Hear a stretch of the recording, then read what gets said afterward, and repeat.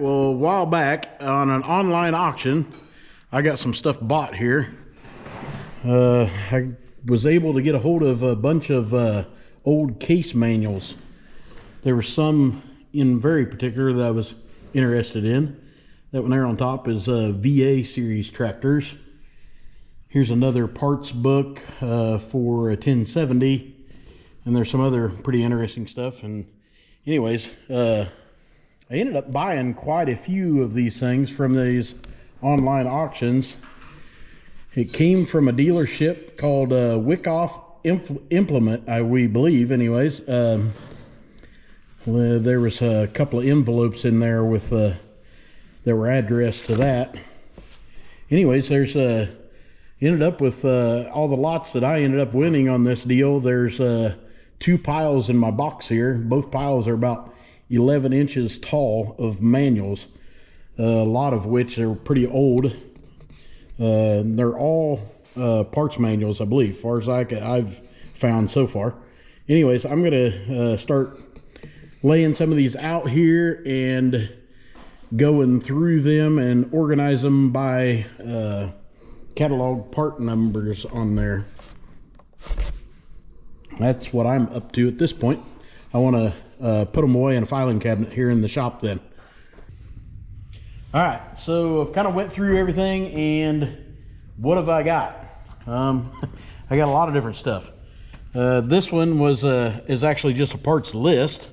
I believe it's got like 1945 on it. There at the back, January of 45. Kind of bought that one by itself. I thought it'd be kind of cool. It's on threshers. Anyways, these down here I bought in one lot. I was really wanting it for the 1070 book and a 960 combine book. And then through some of the other stuff, this one here is a 660 combine. I think it's just missing the front and back cover, but it would have looked just like those, I believe. Kind of covers most of that, I guess. Then we go on. I think if I remember right, all these are different elevators. Man, I don't know this old stuff at all. So several different models and different revisions of some of the parts catalogs, but all this is parts catalogs, except for that one is actually a operator instruction manual for a forage harvester, and then all these are parts for forage harvesters, different parts catalogs for different models. And we have forage wagons, and down here I've got just one on an auger. It says number 55 series auger elevator. I guess we can go over here. What was that stack?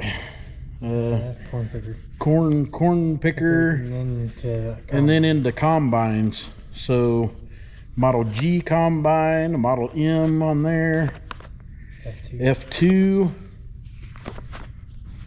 Several different revisions on that, I believe. Self-propelled 12. Yeah. I don't know this old stuff. This is before me, so sorry if I butcher a lot of this for the older guys that do know this stuff. Model 75 combine, Model 65.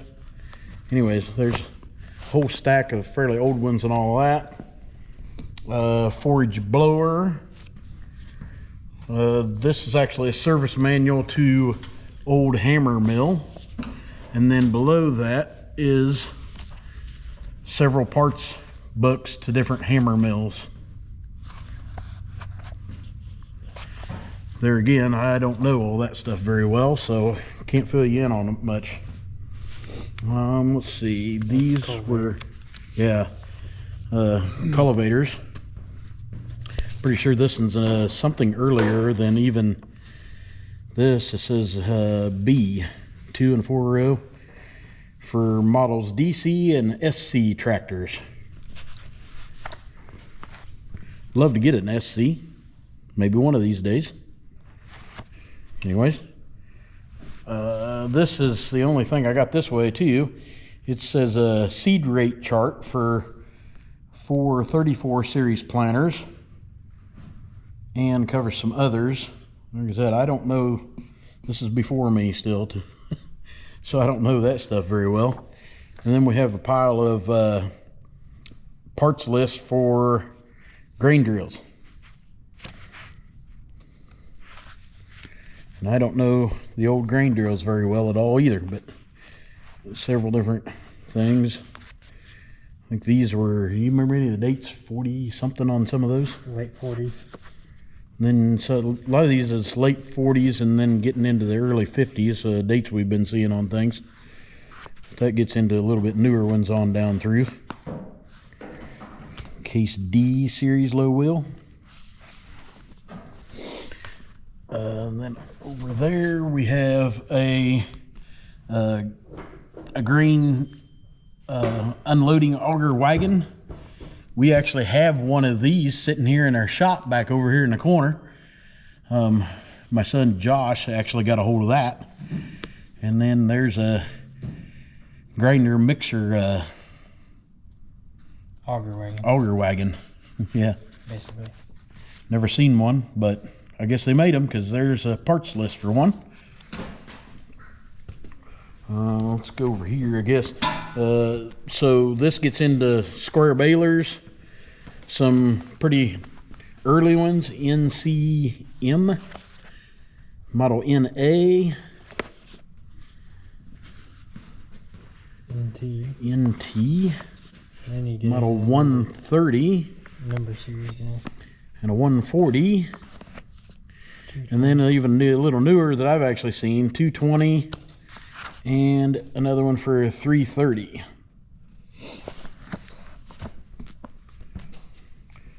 And over here is a few for windrowers. Got a Model B, AW9. There's a couple of revisions on that one, it looks like. This is the only one that I got. That's a sickle bar mower. It's the only one of those I have, but then we kind of get into a few different things as far as tractors. This is actually for VAC and VA rear mounted implements, operators instructions. And then you get into VA series tractors. This is a parts catalog for them. And I got a VA series hydraulic pumps. That's walks you through servicing those. We have a VA tractor that's been around the Witham family for many years. I hope to get to that here one of these years. I don't know.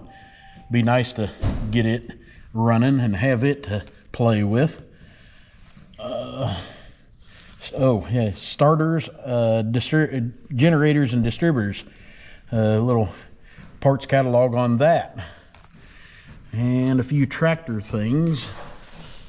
This is parts for 400. Josh, he's got a 400 that my dad had, and we still got it here in the shop or in the shed. Hopefully one of these days we'll get it running. My dad, before he had a 1070, he had a 930, and this is 930 and 940 series parts catalog. I would love to buy a 930 one of these days too. And I think Supplement. Yeah, supplement catalog to go with the other one. And let's see, some other different ones. This is pretty much all service manuals then on these. Model D service manual for Model D tractors. Hydraulic control unit for SD and LA. Service manual.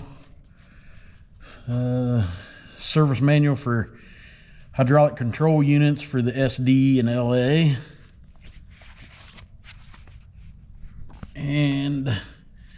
430 and 530. Oops. Yeah, I don't know.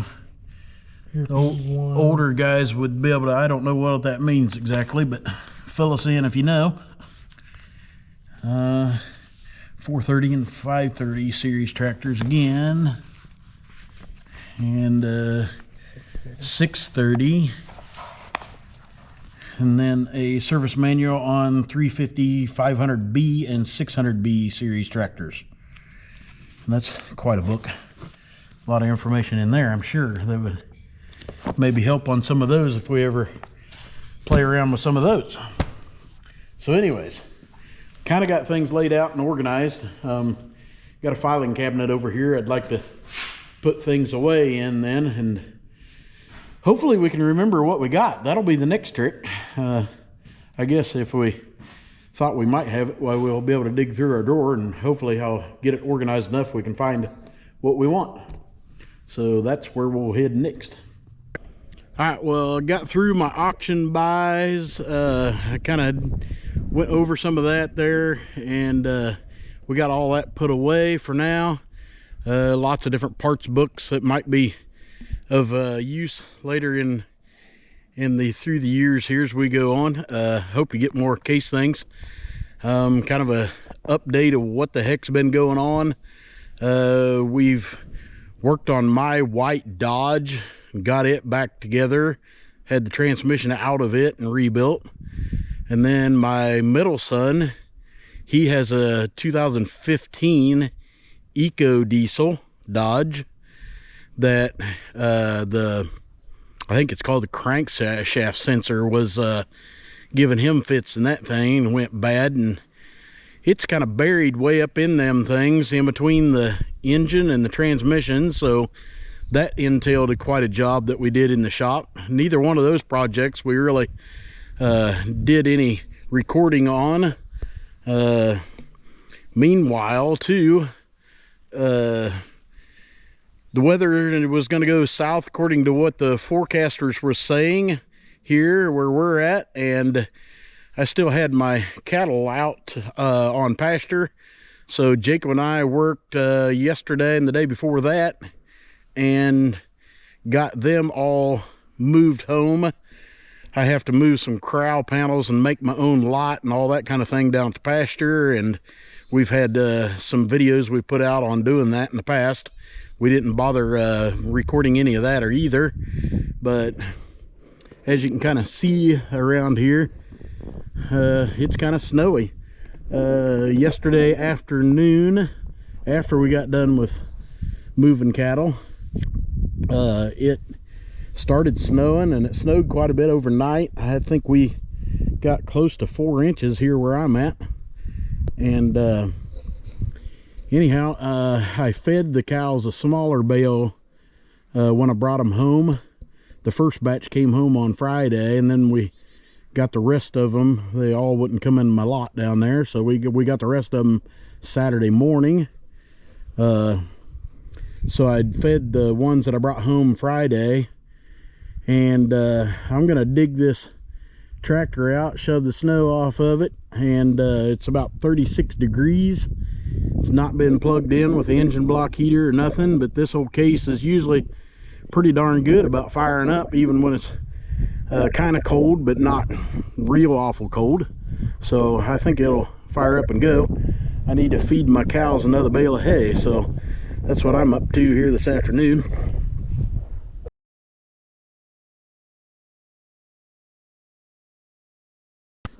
All right, it's kind of cool, but I'm gonna see if this little girl fire up, and I'll sit here, or let it sit here and idle a little bit while I knock some of the snow off, or finish knocking more of it off. So let's see if she'll start.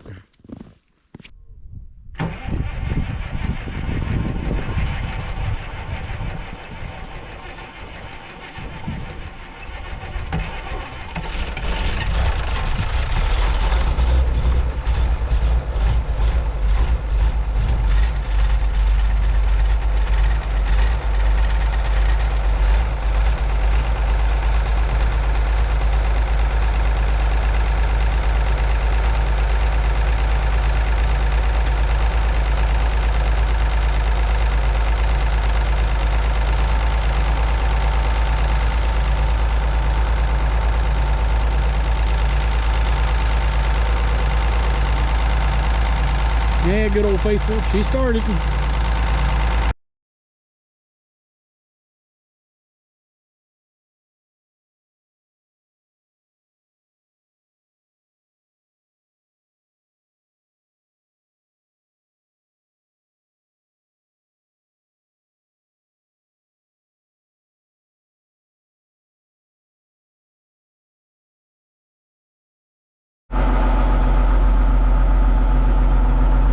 We'll go get us a bale over here, take over to the cows, and put in the lot for them. For anybody that hasn't ran one of these old 70 series cases, you got the clutch over here on the left and right brake at your right foot. Then your controls over here. This one is ranges. Over by me and forward is second range, back is fourth range, and then if I shove the lever over in the neutral position, I've got forward, I've got first range, and then back is third range. Smaller lever here, it always diverts to power shift number 1, and then I can shove it forward for 2, and then slide it over a little bit and shove it forward again for a third power shift. Reverse, you have to use your foot clutch. When you pull this back, that lever will go back into reverse then. So then these controls are 3-point hitch here and 2 remotes on this tractor. PTO is back there. It's off right now, but the brake don't work on this particular tractor, so it's back there spinning. This is sensitivity for your 3-point to help with depth control as you're using a 3-point implement. Anyways, quick rundown of what all's here. Oh, I didn't mention this is your hand throttle, and there is a foot throttle down here on the floor below the brake pedals. So anyway, putting around feeding hay, I usually throw it in third range, and I'll let out on the clutch, and she starts moving forward.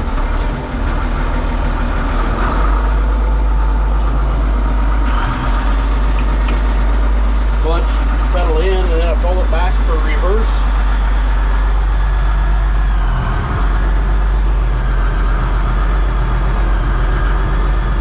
These 70 series have a real distinct whine to them with power shift when you have them in reverse.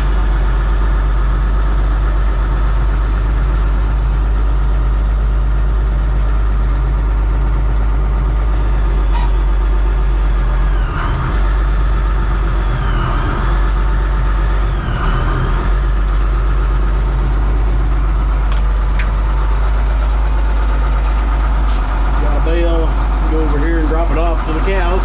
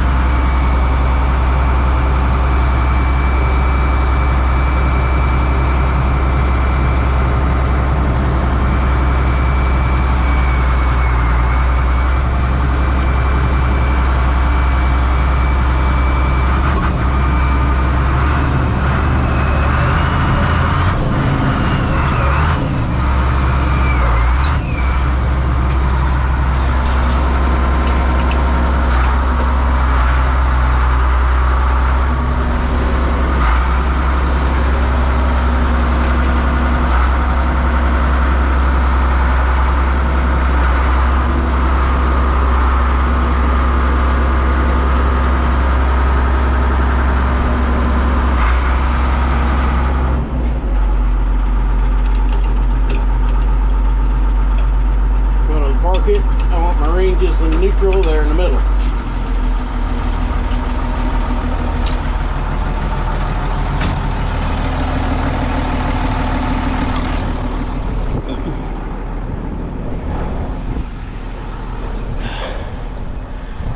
I usually take the twine off my bales. I don't want the cows eating the twine, number one.